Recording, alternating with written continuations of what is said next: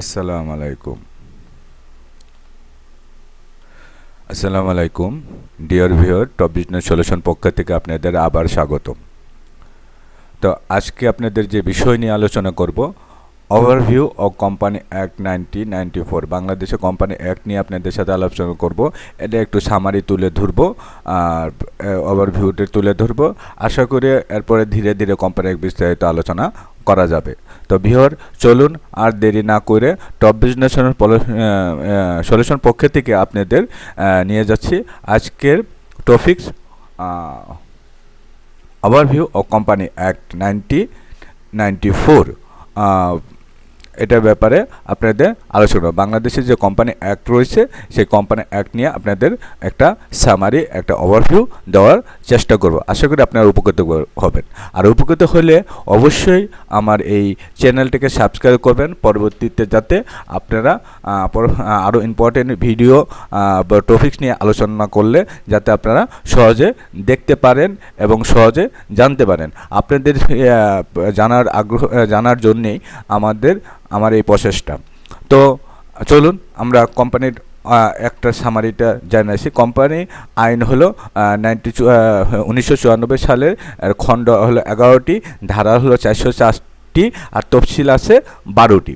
প্রথম খণ্ডে যেটা আছে 3টি ধারা আছে 1 থেকে 3, এবং দ্বিতীয় খণ্ডে 26টি ধারা আছে যার 4 থেকে 29, তৃতীয় খণ্ডে 47টি ধারা আছে যার 30 থেকে 76, চতুর্থ খণ্ডে 157টি ধারা আছে যার 77 থেকে 233, পঞ্চম খণ্ডে 113টি ধারা আছে যার 234 থেকে 346, ষষ্ঠ খণ্ডে 26টি ধারা 347 থেকে 350, সপ্তম খণ্ডে 3টি ধারা আছে 351 থেকে 353, অষ্টম খণ্ডে 17টি ধারা আছে 354 থেকে 370, নবম খণ্ডে 60টি ধারা আছে 371 থেকে 377, দশম খণ্ডে 15টি ধারা আছে 378 থেকে 392, দশমের খণ্ডে আছে 12টি ধারা, যথা 392 ক থেকে 392 ঠ।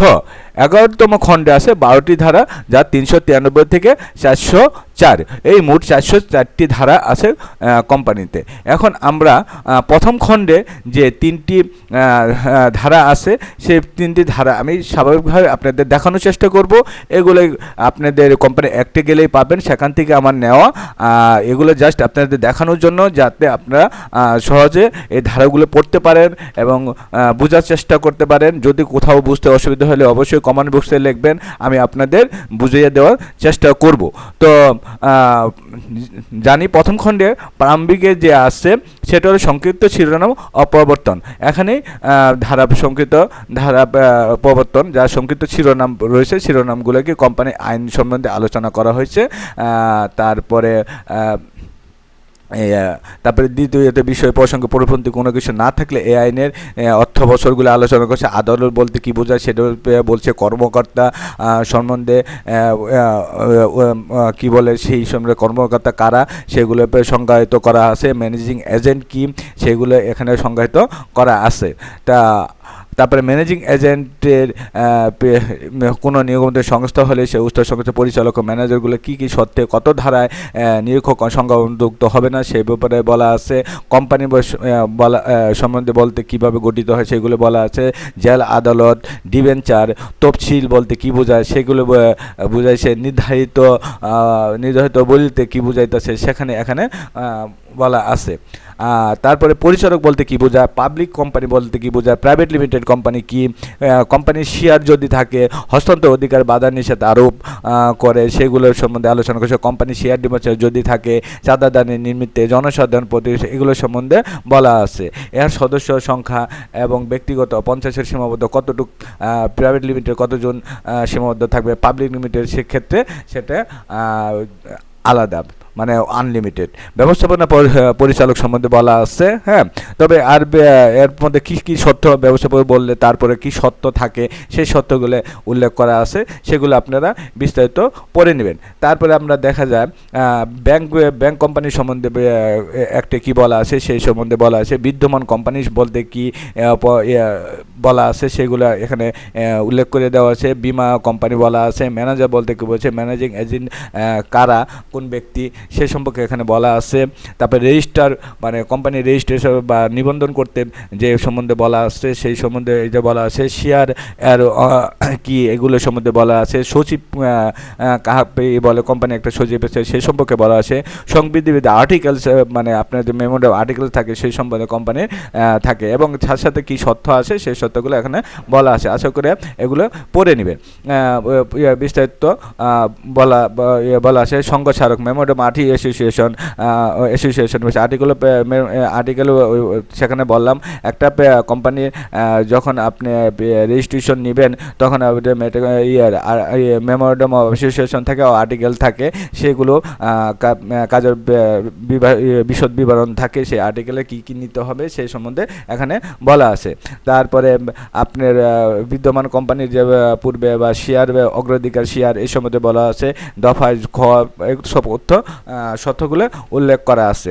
তারপরে উপধারা যেগুলো আছে সেগুলো সম্বন্ধে বলা আছে। নিয়োগদানের ক্ষেত্রে বা একক ব্যক্তির ক্ষেত্রে কোনো একক ব্যক্তির অধীনে না থাকেন বা থাকবেন উক্ত এগুলো সম্বন্ধে বিস্তারিত আলোচনা করা আছে। তারপরে 4 নম্বরে আপনি যেটা দেখতে পারেন কোম্পানি অধীনস্থ কোম্পানি কোনো নির্দেশন, এগুলো সব আপনারা একটু দেখে পড়ে নেবেন। আমি পড়লে তো সেটা রিডিং পড়ার মতন হয়ে যায়, আপনারও রিডিং পড়ার মতন। আসলে এটা রিডিং পড়ার কিছু নেই, এটা পড়তে স্টেপে পড়তে হবে এবং বুঝতে হবে। বোঝার পরে আপনারা এগুলো কোম্পানি এক সম্বন্ধে একটা ভালো ধারণা পাবেন। তো আমি জাস্ট আপনাদের দেখানোর জন্য বলতেছি একটা কোম্পানির প্রথম খণ্ডে 1 থেকে যে 3টা ধারা, সেই ধারাগুলোর উপরে কী কী উল্লেখ আছে সেগুলো আপনাদের এখানেও দেখানোর চেষ্টা করছি। এগুলো আপনি কোম্পানি অ্যাক্টের বইগুলো ঘাটলে আপনারা পাবেন। আর কোনো এর মধ্যে কোনো বোঝার হলে অবশ্যই আমাকে কমেন্ট বক্সে জানাবেন। আমি ওই বিষয় নিয়ে আপনাদের একটা ভিডিও বানাবো যাতে আপনারা উপকৃত হন। তারপরে আসে এগুলো হয়েছে। তারপরে এখন লাস্টে যেটা রয়েছে এখতিয়ার সম্পন্ন আদালত, এখতিয়ার সম্বন্ধে আদালত, এটা লাস্টে 3 নম্বর ধারায় 3 নম্বর ধারায় বলা আছে। এখতিয়ার সম্বন্ধে কী বলা আছে, হাইকোর্ট বিভাগ এগুলো এই জায়গায় বলা আছে। তবে আপনি 3 নম্বর সেগুলো আমি আপনাদের এখানে একটু এখতিয়ার আদালত সম্বন্ধে একটু পড়ে এবং বোঝানোর চেষ্টা করছি যেভাবে আপনি বুঝবেন। এই আইনের মধ্যে এখতিয়ার সম্বন্ধে আদালত হবে হাইকোর্ট বিভাগ। তবে সত্য থাকে যে সরকার গেজে প্রজ্ঞাপন এবং তথাগত নির্ধারিত বাধা নিষেধ ও শর্তাবলী সম্পর্কে এই আইনের অধীনে হাইকোর্ট বিভাগ অর্পিত সমুদয় বা যে কোনো ক্ষমতা কোনো জেলা আদালতকে অর্পণ করিতে পারিবে। সেক্ষেত্রে উক্ত যার আদালত সংশ্লিষ্ট জেলা এবং কোম্পানি নিবন্ধিত কার্যালয় রয়েছে সেই সকল কোম্পানির ক্ষেত্রে এখতিয়ার সম্পন্ন আদালত হবে। অর্থাৎ আপনার সংশ্লিষ্ট যে এলাকায় থাকবেন সেই এলাকার যে নির্ধারিত আদালত আছে সেই আদালতের কার্যালয়ে আপনার জেলা আদালত, সেই আদালত কোম্পানির নিবন্ধন কার্যালয় রয়েছে সেই সকল কোম্পানির ক্ষেত্রে এখতিয়ার আদালত হবে। ব্যাখ্যা কোনো কোম্পানি অবলুপ্ত বা উইন্ডিং আপনি যেটা অবলুপ্ত মানে আপনি ভেনিশ করতে যাচ্ছেন বা কোম্পানিকে করতে চাচ্ছেন, সেই ক্ষেত্রে এখতিয়ার নির্ধারণের জন্য নিবন্ধিত কার্যালয় বলিতে কোম্পানি অবলুপ্তির জন্য দরখাস্ত পেশ করা অবহিত 6 মাস পূর্বে যে স্থানে উক্ত কোম্পানির নিবন্ধিত কার্যালয় ছিল সেই স্থানকে বুঝাবে। কেবল মানে আপনি যেখানে আপনি নিবন্ধিত করছিলেন সেই স্থানকেই বুঝাবে। কেবল যতবুঝ আদালত কোনো কার্য ধারা রুজু না হওয়ার কারণে উক্ত কার্য ধারাকে এ ধারায় কোনো কিছু অবৈধ প্রতিপন্ন করিবে না। তো আমরা জানলাম এই কোম্পানির অ্যাক্টের ওভারভিউটা আপনার মানে এর আরও কী কী ধারা আছে সব কিছু আমরা প্রথমে শুরুতে চলে যাই। যেগুলো কোম্পানি অ্যাক্ট কতটি ধারা কতটি খণ্ড আছে, 11টি খণ্ড আছে, ধারা 404টি ধারা আছে, তফসিল আছে 12টি। আর প্রথম খণ্ডে আমি সব কিছু করলাম। এগুলোই দেখে আপনারা প্রত্যেকটা দেখে আপনারা বিস্তারিত পড়ে নেবেন। পরবর্তীতে আমরা দ্বিতীয় খণ্ডে 26টি ধারা নিয়ে আলোচনা করব, একটু দেখাইয়ে দেব। আপনারা আশা করে এগুলো ভিডিও দেখলে বই লাগবে না, আপনাদের বইটাইকে আমি এখানে আপাতত তুলে দেওয়ার চেষ্টা করছি যাতে আপনারা সহজে বুঝতে পারেন। ওকে, থ্যাংক ইউ ভেরি মাচ আপনি আমাদেরকে সময় দেওয়ার জন্য। আশা করি ভালো থাকবেন। পরবর্তী ভিডিও দেখার আমন্ত্রণ রইল। আর আমার ভিডিও দেখার জন্য অবশ্যই সাবস্ক্রাইব করবেন। সাবস্ক্রাইব করলে দেন আমার ভিডিও অটোমেটিকলি আপনারা দেখতে পারেন। নতুন কোনো ভিডিও আসলে অবশ্যই আপনারা দেখতে পারবেন। আমি চেষ্টা করি যাতে আপনারা সহজে কোনো কিছু জানতে পারেন। এই ভিডিওগুলো আমি ধারাবাহিকভাবে অ্যাকাউন্টিংয়ে, finance, costing, VAT, tax, company act, কোম্পানির মানে সেক্রেটারি প্রত্যেকটা বিষয় একটু বর্ণনা দেওয়া। আশা করি ভালো